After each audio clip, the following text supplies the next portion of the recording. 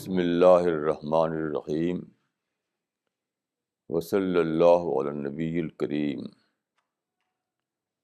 रब्बिश्रह ली सदरी वयस्सिर ली अमरी वहलुल उक़दतम मिन लिसानी यफ़क़हू क़ौली. The topic for this day is Islam and peace. Islam and peace. I have studied Islam from its original sources, that is, books compiled in Arabic language, Quran and Hadith and As-Siratul Nabawiyyah, Siyarus Sahaba, etc. These are the source books of the religion of Islam. All the source books of Islamic religion are in Arabic language. So I have studied Islam from its original text. I can say that I have spent whole of my life in studying Islam. After this long and comprehensive study, I can say with conviction that Islam is a religion of peace in complete sense of the word.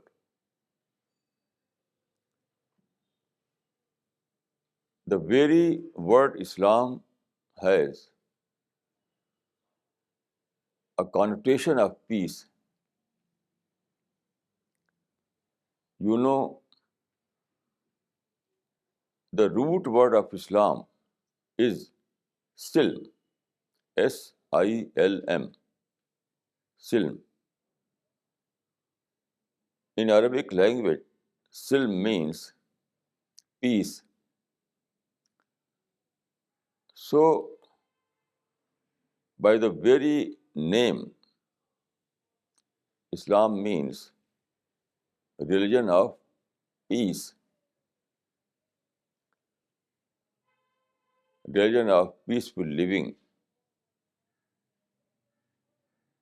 religion that emphasizes the values of peace. So this is the religion of Islam.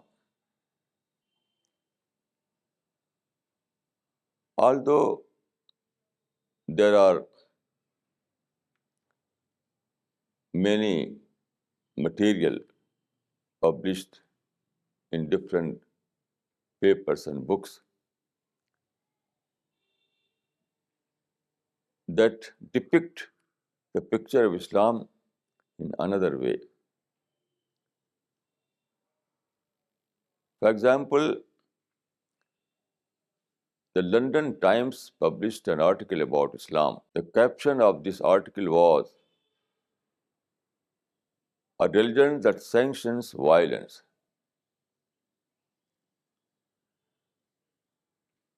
Although the best title may be the religion that promotes peace.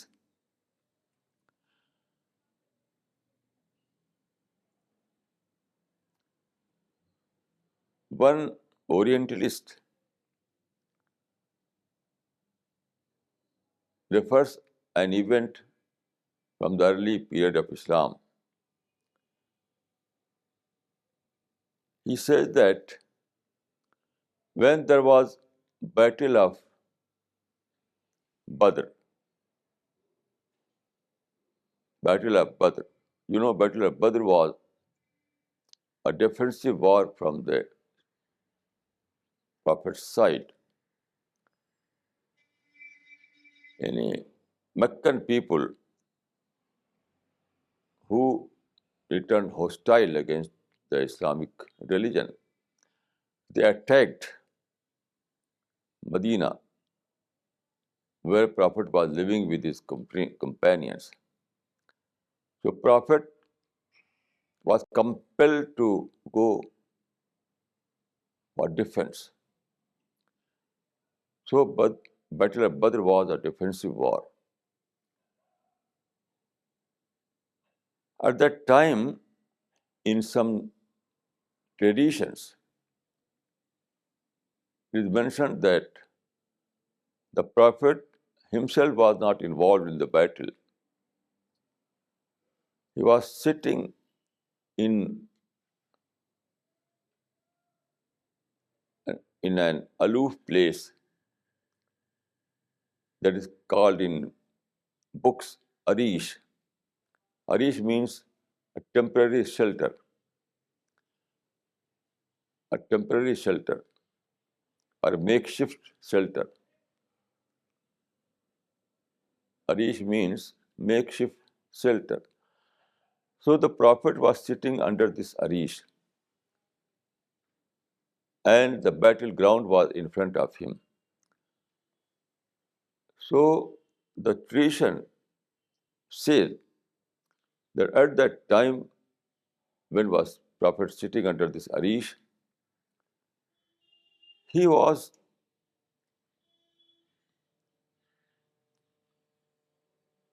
making lines on the sand, on sand, making some lines.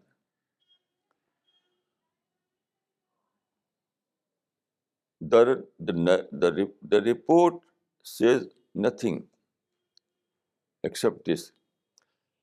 Then an Orientalist, a Western scholar, taking this event says that the leader of Islam was making his next war plan. The leader of Islam was making his next war plan. But it is quite wrong. Why? You can say the famous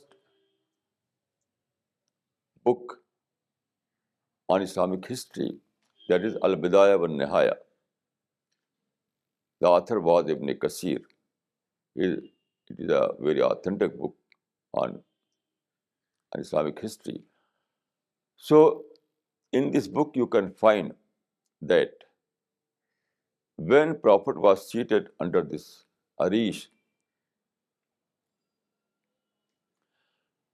an angel from God came to him.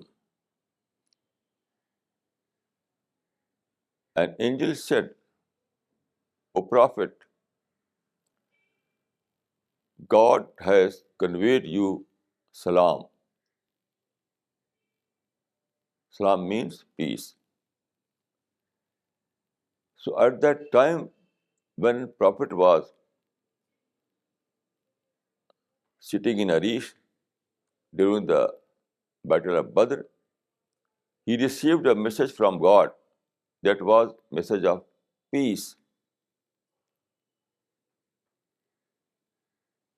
Then what happened? After receiving this message, Prophet said, this was the response of the Prophet. Allahumma anta salam wa minka salam wa ilayka yarji'u salam Rabbana hayyina bis salam wa adkhilna daraka dar salam Tabarak Rabbana wa ta'alayt ya dal jalali wal ikram. The translation of this saying or dua is, O God, you are peace. Peace is from you. Peace returns to you. O God, let us live in peace. O God, let us to enter into the home of peace, that is paradise. O God, glory be for you.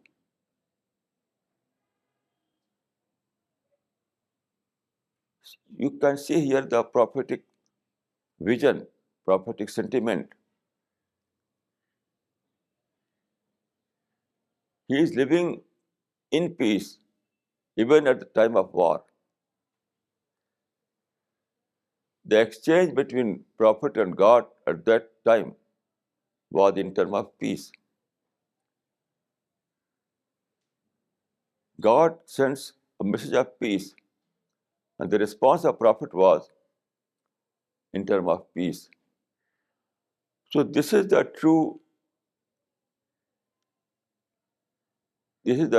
spirit of Islam. This is the true teaching of Islam.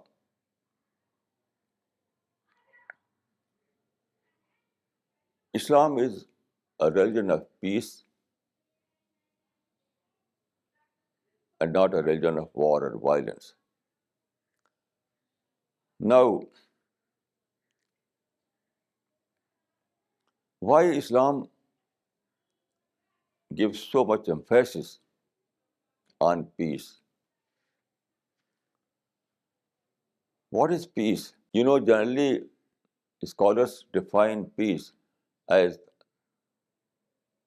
absence of war. But this definition is a negative definition. When you say that peace means absence of war, you are defining peace in negative terms. The best definition of peace, according to the Islamic spirit, is that peace means availability of opportunities. When there is peace, there are opportunities. And where there is war, there is no opportunity. So war means absence of opportunity, and peace means availability of opportunity. This is the true definition of peace and war in Islam. Now you can understand why Islam gives so much emphasis on peace. Because the target of Islam completely depends on peace. You know, the chapter 14 of Quran, that is Ibrahim, the very first verse of this chapter is Kitabun anzalnahu ilayka لِتُخْرِجَ النَّاسَ مِنَ الظُّلُمَاتِ إِلَى النُّورِ. كِتَابٌ أَنزَلْنَاهُ إِلَيْكَ لِتُخْرِجَ النَّاسَ مِنَ الظُّلُمَاتِ إِلَى النُّورِ. This is the first verse of chapter 14 of the Quran. The translation of this verse is, God says that we have sent you the book, Al-Quran, so that you may bring people from darkness to light. This is the purpose of revelation. This is the purpose of prophet. This is the prophet. This is the purpose of sending Quran. We have sent you this book, that is Quran, so that you may bring people from darkness to light. It means that Islam is completely an ideological campaign, an ideological mission. Those people who are living in darkness, darkness means ideological darkness, Here, here, here, darkness means ideological darkness, theoretical darkness.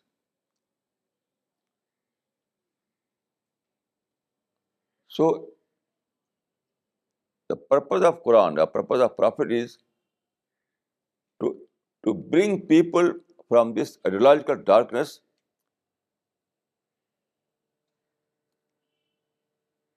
and make them to live in ideological light. Tawheed is an ideology, and other Tawheed is an ideology of light. So all those people who are living in other ideologies, so all those ideologies are darkness, ideology of darkness. So Quran want to bring these people from darkness to light. You can see that this mission is completely an ideological mission.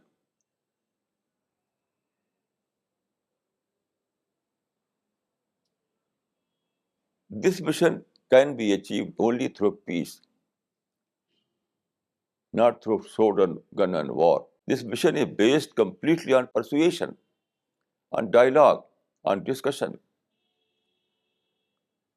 on intellectual awakening. You can understand that this kind of an ideological mission cannot afford war, cannot afford violence.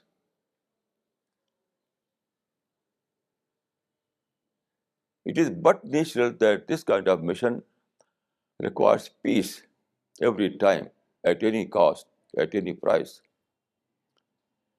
Because only in peaceful condition, only in peaceful situation, you can persuade people, you can organize dialogue and discussions. Without peace, there is no dialogue. Without peace, there is no discussion. Without peace, there is no persuasion. Without peace, there is no ideological campaign. So, it is quite evident that war and violence are irrelevant in the scheme of Islam. The scheme of Islam given by the Quran, given by the Islam, requires peace in complete sense of the word. War and violence and intolerance, all these things are irrelevant, unwanted in Islamic scheme, completely unwanted.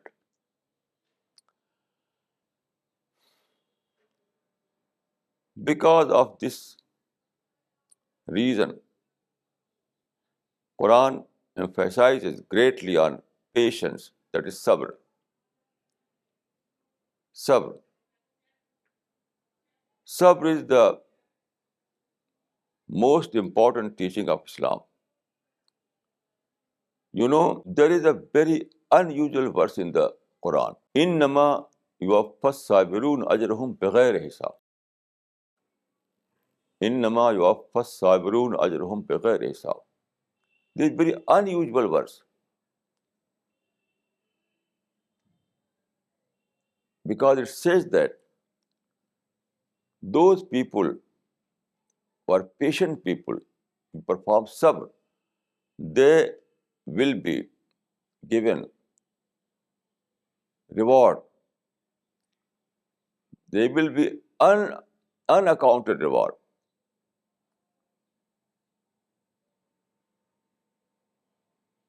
You cannot find any other verse about any other teaching in the Quran. This verse is specifically for sabr. So sabr is so important. Why? What is sabr? Sabr is not a passive attitude. Sabr is not cowardice. Sabr is not a passive attitude. Sabr is nothing but living in peace. Sabr means living in peace.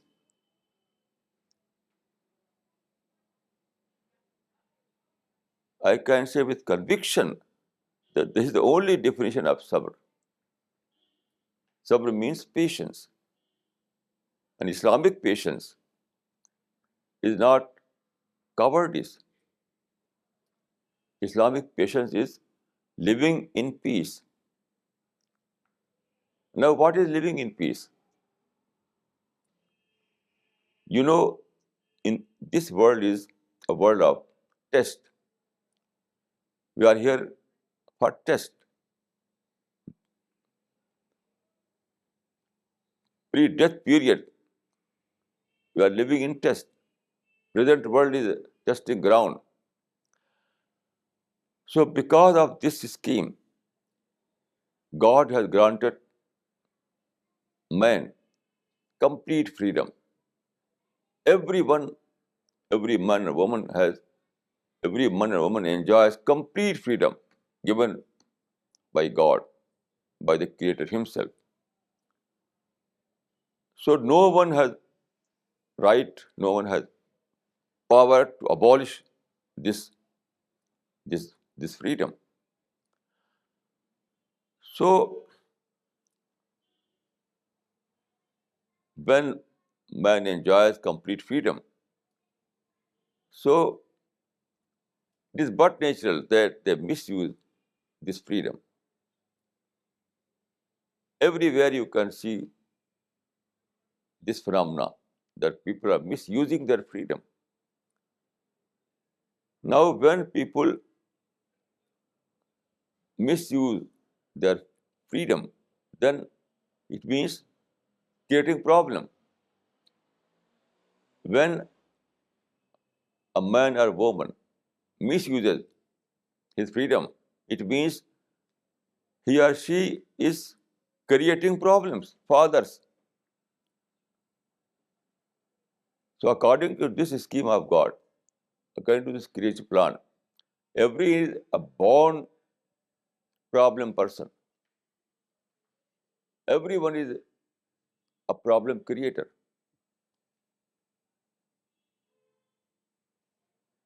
In such a situation, it means that you are living in a thorny bushes.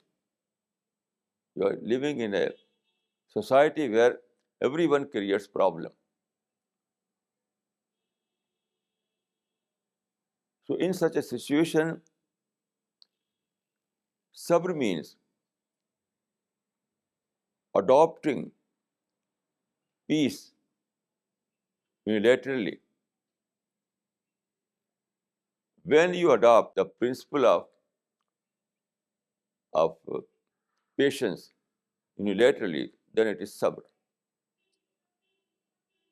Then it is Islamic peace. So according to the creation plan of God, according to the scheme of life, sabr is a great virtue. Sabr is a virtue. Sabr is not an evil. Sabr is the greatest virtue in the eyes of God. Because without keeping sabr, you cannot follow the religion of Islam.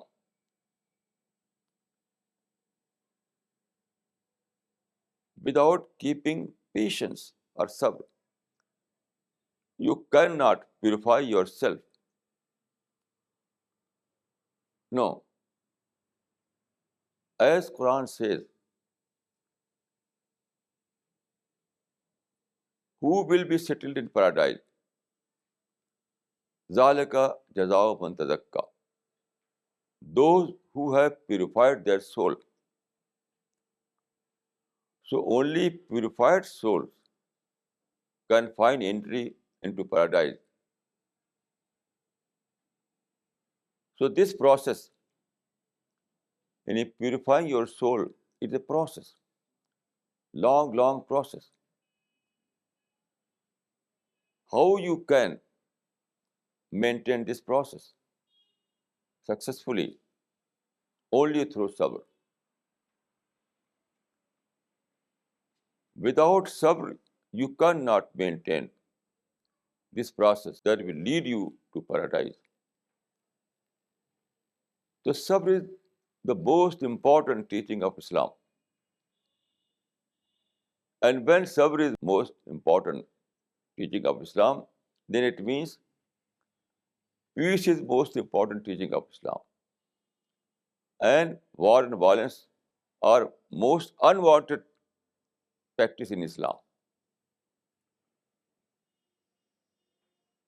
because war and violence and intolerance are permanent hindrance in maintaining that process that is leading you to paradise. So this is the position of peace in Islamic scheme.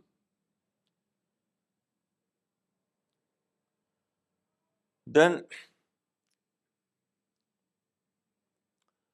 there are some very important teachings in the Quran.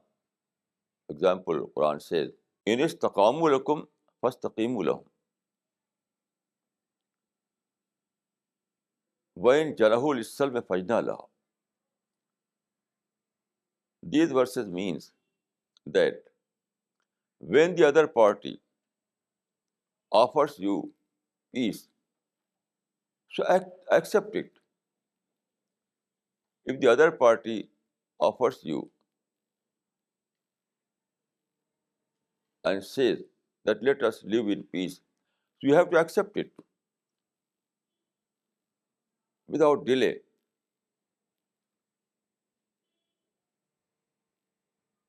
This is the Islamic teachings. And you know what is the situation in our age, in the present world? You know, we are living in an age where there is United Nations. All the nations of the world are members of this organization. All the countries, all the nations are member of this world body. There is UNO. And you know, under this universal organization, all the nations, all the countries have signed on a document. It is called Charter of United Nations. That aggression is unlawful in international life. Aggression is taboo in international life. No nation has right to attack any other nation. It means that in our present age, every nation is saying, let us live in peace. When Janahul Islam Fajna laha, at that time it was meant in a very limited sense. Now it has gained a international connotation. Now, in the age of United Nations, every nation is saying, let us live in peace. Let us adopt the formula of peaceful coexistence. So now that principle is internationalized. The present age has internationalized that principle of Islam. In istaqamu lakum fastaqimu lahum, wa in janahu lis-salmi fajna laha. This principle of Islam has been internationalized in our age. So we have no option other than to accept this offer. Every nation is saying, let us live in peace, let us live in peace. So it is a very good news for you. It is very good news for us. That the very age, that the international body itself is offering to all the nations of the world that live or adopt the formula peaceful coexistence. So it is quite in favor of Islam. It is quite in favor of Islam. So we have to welcome this modern trend, this modern international offer, and accept it by heart. Then I can give a very relevant reference from the Quran in this regard. You know,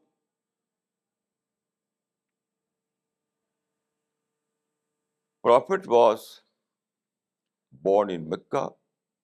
He received his first revelation in 610 AD.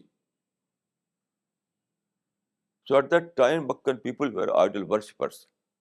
They were mushrik. The mission of the Prophet was based on Tawheed, and the audience was mushrik. Meccan people were mushrik.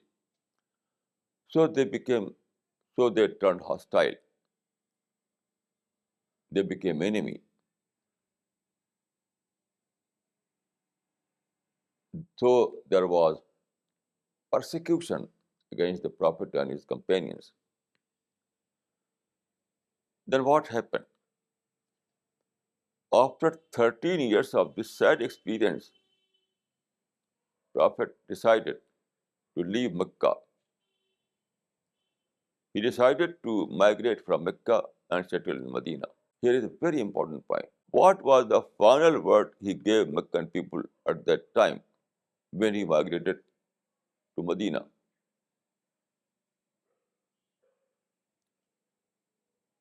He never said that from this day we and you are at war. And when he decided to leave Mecca due to all those persecutions, all those atrocities, he was compelled to leave his hometown. So at that time, the final word he gave to Meccan people was not like this: I and you are from this day, I and you are at war. No, not at all. He said in chapter number 109 in the Quran, this final word.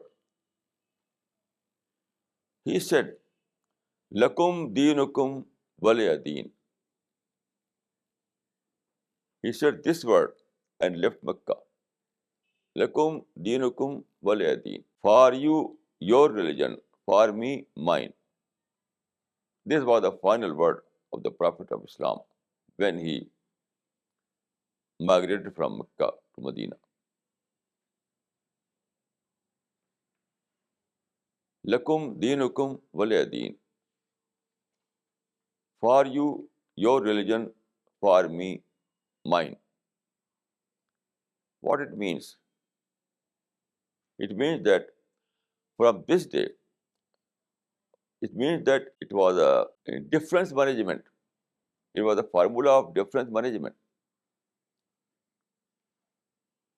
In other words, he said that from this day, we will adopt the formula of coexistence.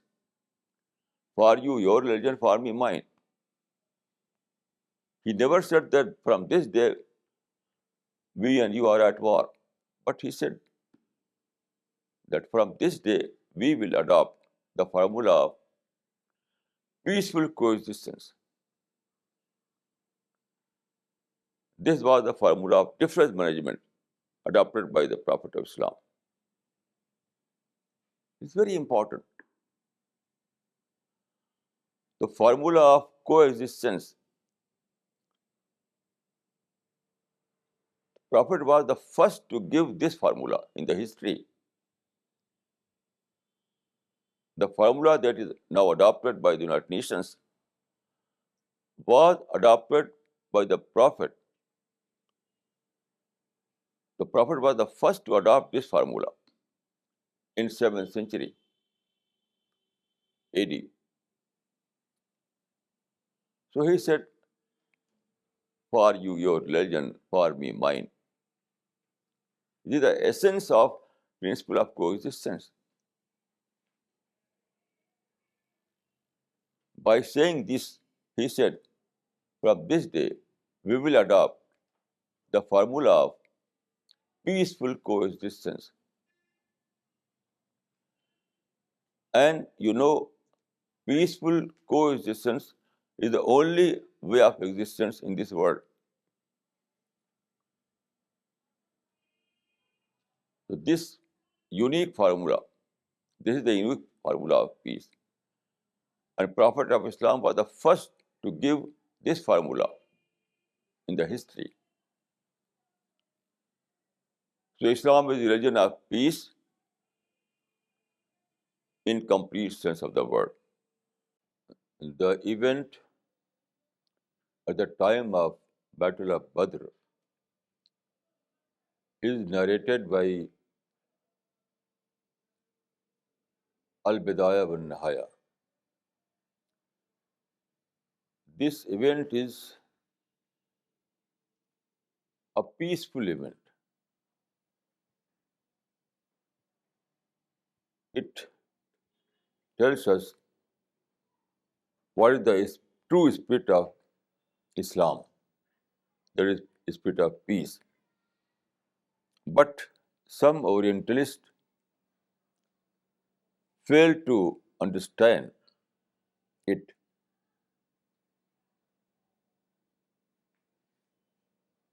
Perhaps they were confused, or due to confusion, they fail to understand the true spirit of this event. So they said that the leader of Islam was making his next war plan.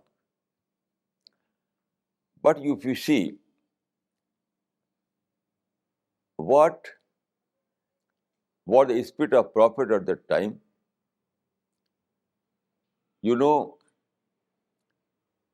as the report says, that at that crucial time, there was a exchange of message between Prophet and God. Prophet sent the message of peace, and God again responded it in terms of peace.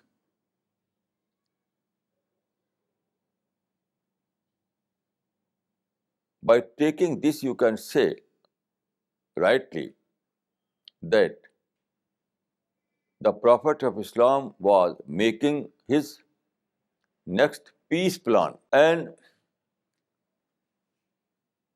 the events and future events testify this, because after this battle, Prophet engaged himself in establishing peace between the two parties. And after some years, he was successful.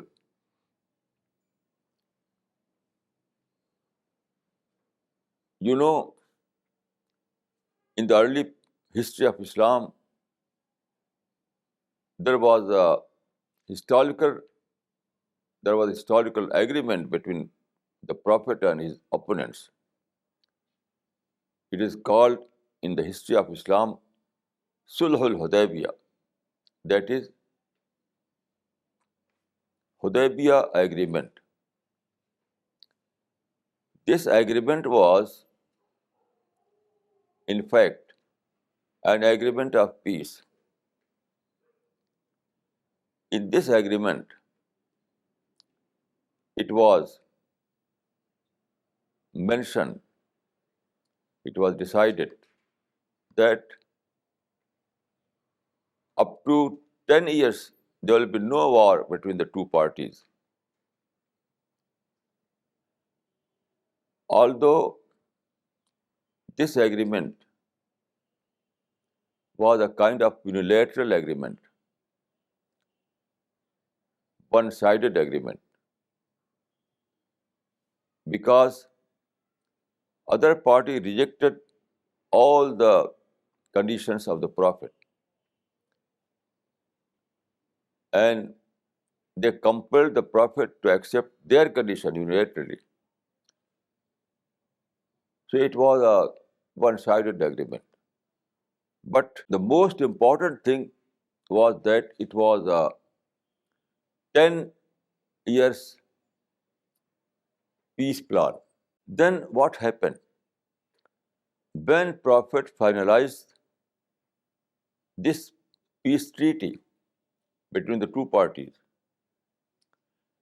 although it was one-sided agreement, but it was 10 years no war pact. So at the time Prophet was received a revelation from God. It is chapter Al-Fath. Chapter Al-Fath. The first verse of this chapter is Inna fatahna laka fatham mubina. We gave you clear victory. So Hudaybiyah agreement, although it was one-sided agreement, but God declared that it is a clear victory. Why? Because although Prophet was compelled to give so much price, but finally he was able to attain a no war pact. No war pact means opening the opportunities. So when Quran says Inna fatana laka fatham mubina, it means that this agreement has opened all the doors of opportunities. Here fath means not a political victory. Here fath means opening the doors of opportunities. So according to the Islam, war shuts all the doors of opportunities and peace opens all the doors of opportunities. This happened at the time of Hudaybiyah agreement. So although it was not a victory in political term, then why Quran says Inna fatana laka fatham mubina? It is a clear victory for you. We gave you a clear victory. So although it was not a victory in political term, then why Quran says that it is victory for you? The reason is only one. That is, this agreement has opened all the doors of opportunity of dawah work. So after this agreement, dawah work began on a very large scale. People began embracing Islam. And at the time of agreement, there were 114 companions with the Prophet. But within 2 years, the number of prophets increased and they became 10,000 in number. At the time of agreement, they were simply 114. And within 2 years, their numbers increased up to 10,000 companions. In this sense, it was victory, not in political terms. There was no political victory at all. You can see the books, you can see the history. At the time of Hudaybiyah agreement, there was no political victory. There was no military victory. There was no any kind of material victory. The victory was in the sense that it opened the door of dawah work. So dawah work is the opening the door of dawah work was victory. This is a very, very important point. Nowadays, people generally have categorized peace in two terms. They say there are negative peace and positive peace. According to my analysis, it is wrong. Why they have divided peace into these two terms? There is no negative peace. Every peace is positive peace. This term is completely wrong. Why? It is due to a wrong obsession.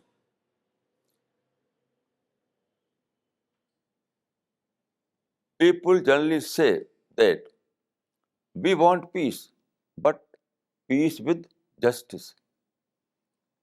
Without justice, peace is nothing, according to their thinking.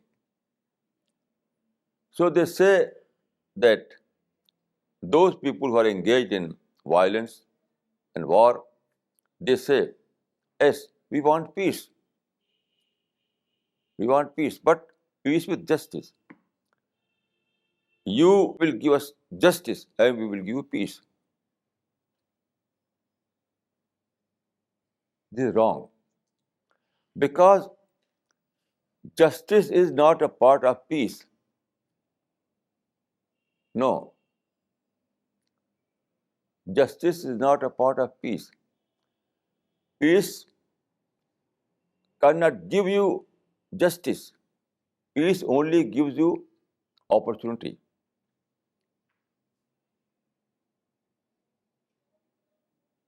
So peace with opportunity is correct. Peace with justice is not correct. Because peace has nothing to do with justice. Justice is the result of your own effort, not the result of peace. Any peace cannot give you justice. No. You can attain justice only through your own effort, through your own struggle. So justice is a result of your own struggle. Justice is not a result of peace. Peace gives you only opportunities. By availing those opportunities, you can attain justice. This is the natural formula. So those people who say that, who divide peace into two categories, negative peace and positive peace, this is wrong, completely wrong. There is no such thing as negative peace. Peace is always positive. Peace is always positive. But you wrongly bracket justice with peace. So you are facing this problem. This bracket itself is wrong. So there is no negative peace. Peace is always positive. Why? Because Peace cannot give you justice. Peace gives you only opportunity. You have to avail those opportunities. And after availing these opportunities, you can attain your, you can achieve your right, you can achieve justice, you can achieve everything. So all other things are result of your own struggle rather than part of peace. This is very important.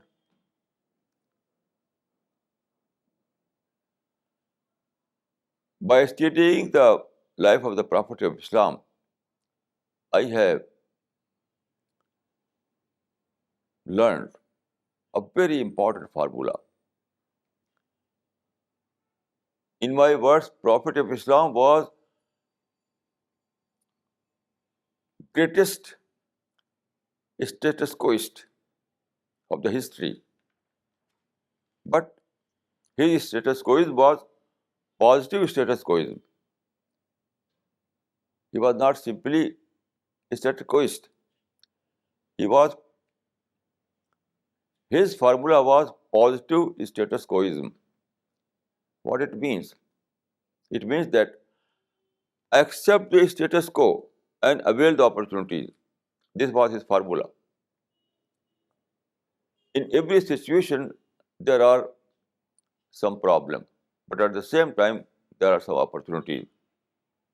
This is a law of nature. This is a law of nature that in every situation, in every time, in every circumstances, if there are some problems, at the same time, there are opportunities.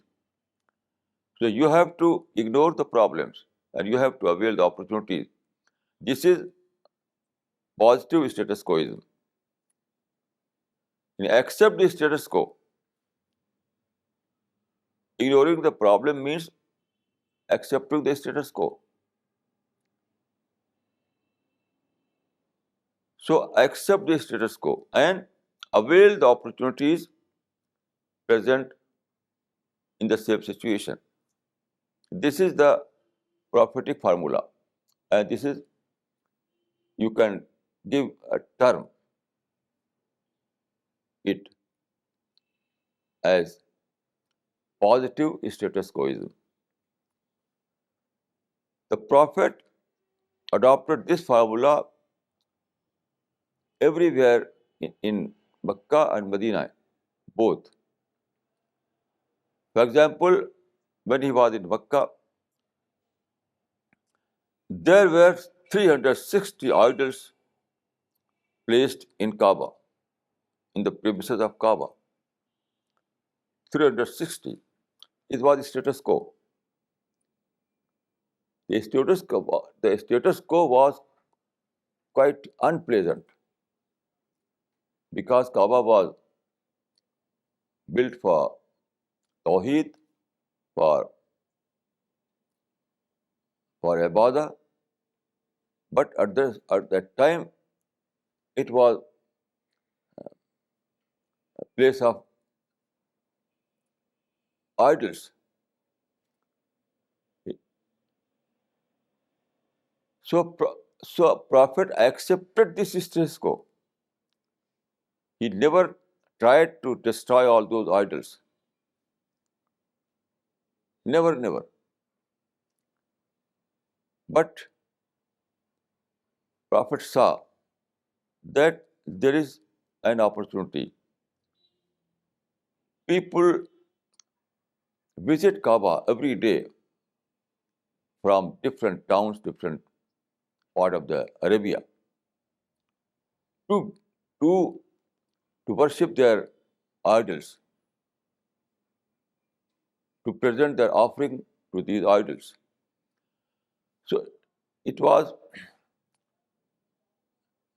and so every day people used to visit Kaaba. So there was a gathering.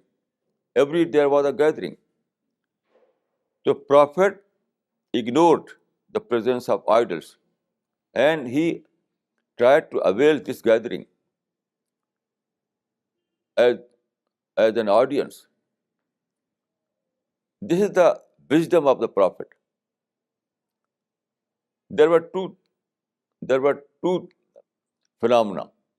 One was presence of idols in the premises of Kaaba. The second was that there was a gathering on daily basis. So Prophet accepted the status quo. He never tried to destroy those idols. And at the same time, he availed that gathering as an audience for the idol itself.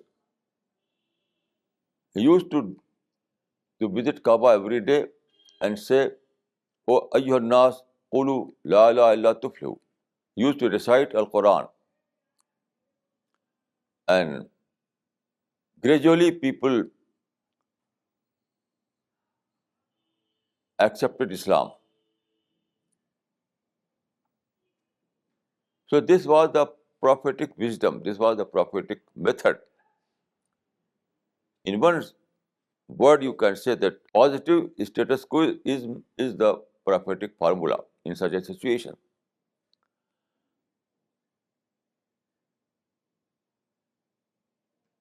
Then, when there were so much atrocities, so much persecutions, even Meccan people killed some of his companions. So there was a great problem. But he never tried to go to war, nor tried to fight. Simply he migrated Mecca and settled in Medina. Why? Mecca at that time was a problem land for him, a problem town for him.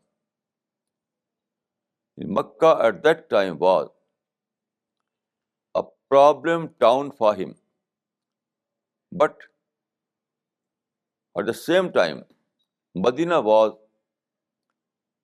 an opportunity town for him. In Medina people were comparatively soft-hearted people. Meccan people were arrogant. They were stubborn. But Medina people were soft, were very, very soft. So Prophet saw an opportunity in Medina. For Prophet, Medina was a town where there were opportunities. So it means that uh, what is Hijrat? This event in migration from Mecca to Medina is called in Islam Hijra, Al-Hijra. Hijra means migration, but it's not a simple migration. It was leaving problem town and settling in opportunity town.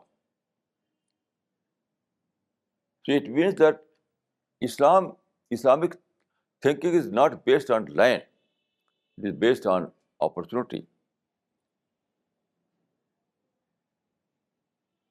Islamic thinking, Islamic way of thinking is not based on land, but it is based on opportunity. So you have to adopt this formula everywhere, everywhere. Now I would like to say a few words about war in Islam, because there are some verses in the Quran that deal about war. Maybe there are about 24 verses. Now, all these verses are about a defensive war.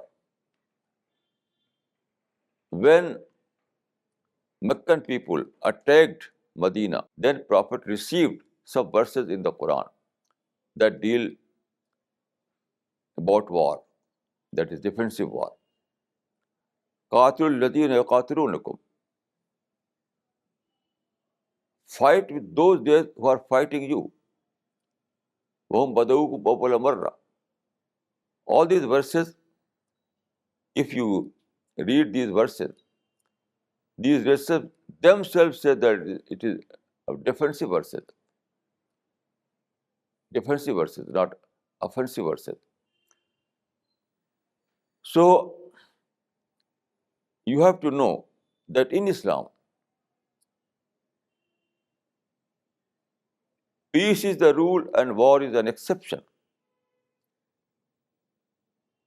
Peace is the rule and war is an exception. You know, Quran contains 6,500, near about 6,500 verses.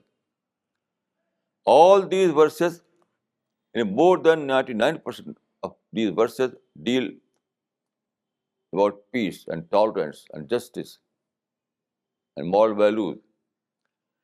And less than 1% are those verses that deal about defensive war. Defensive war. Then, so is the first point, that in Islam there is only defensive war, not aggressive war. Aggressive war is not allowed in Islam. Then there is another principle. There is a well-known principle in Islamic Sharia that ar-rahilu lil imam. It is well accepted principle in Islamic Sharia. Ar-rahilu lil imam. It means that to declare a war is a prerogative of Islamic State. Ar-rahilu lil imam. It means that war, although war is allowed in defensive situation, but even at that time, even in defensive situation, only state is allowed to go to war. Non-governmental organizations are not allowed to go to war.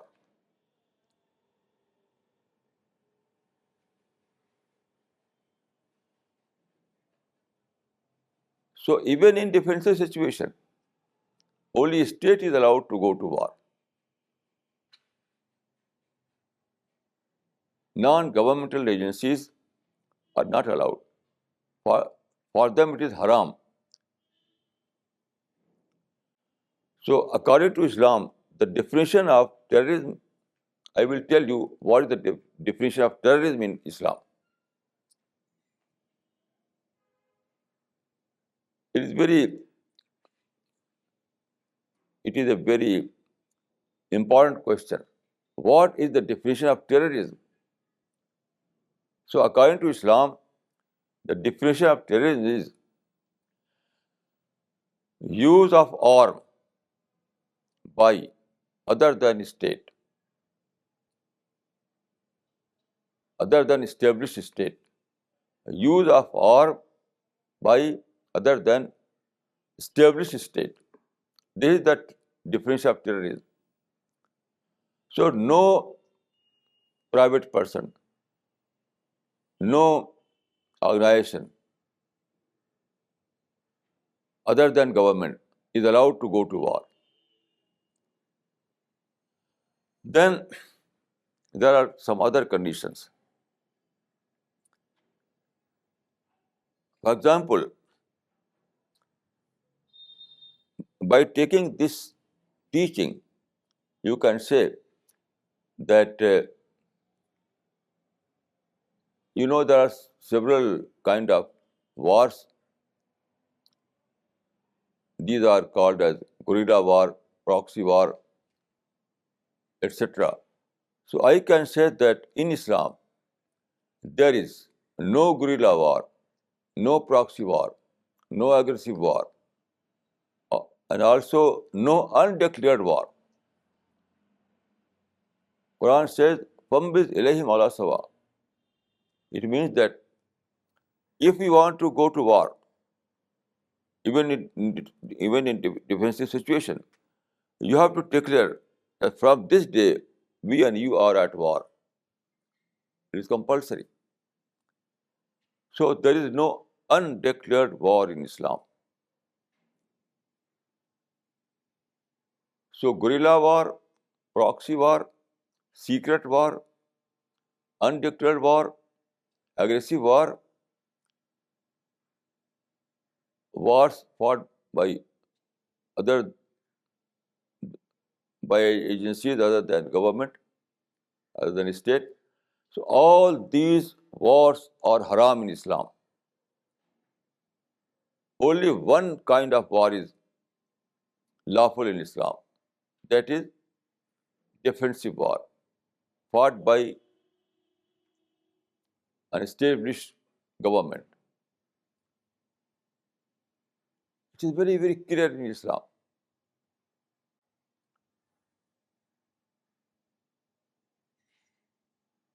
It is very, very clear in Islam. So I can say that in Islam, peace is rule and war is a rare exception. Peace is rule and war is a rare exception. Then, if you see the Quranic injunctions or sayings of Prophet in Hadith, you, you will know the true spirit of Islam. For example, Quran says, As-sulhu khair, peace is the best. As-sulhu khair.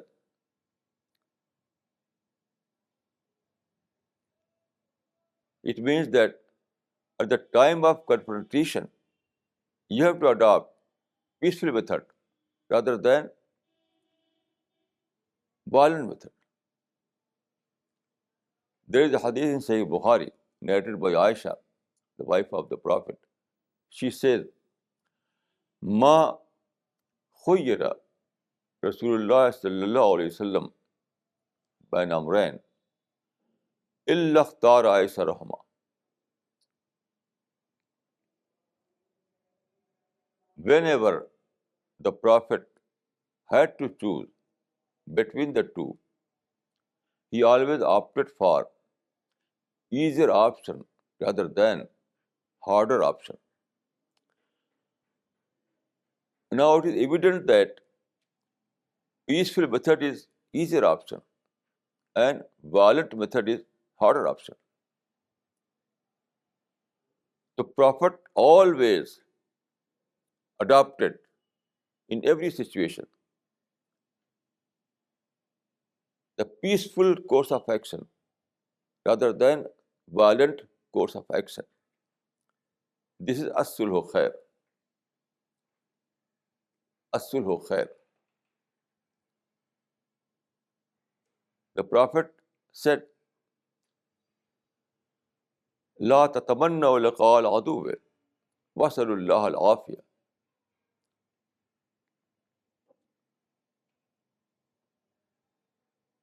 Don't wish confrontation with your enemy.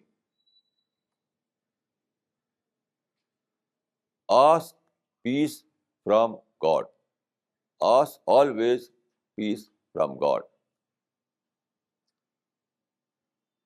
This is the true spirit of Islam. Every woman is lover of peace rather than lover of war or violence. The Prophet of Islam has said a very relevant hadith. Inna Allah yu'ti ala rifq ma la yu'ti ala al-unf. Inna Allah yu'ti ala rifq ma la yu'ti ala al-unf. It means that God grants to non-violence what He does not grant to violence. God grants to non-violence, or you can say that God grants to peace what He does not grant to violence. Here you can see that what was the prophetic vision, what was the prophetic thinking.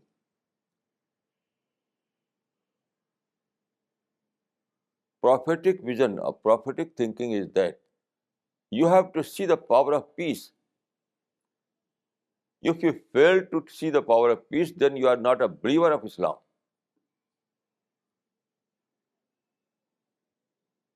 If you believe God, if you believe that Prophet was an eternal guide, so you have to see peace as a most powerful method.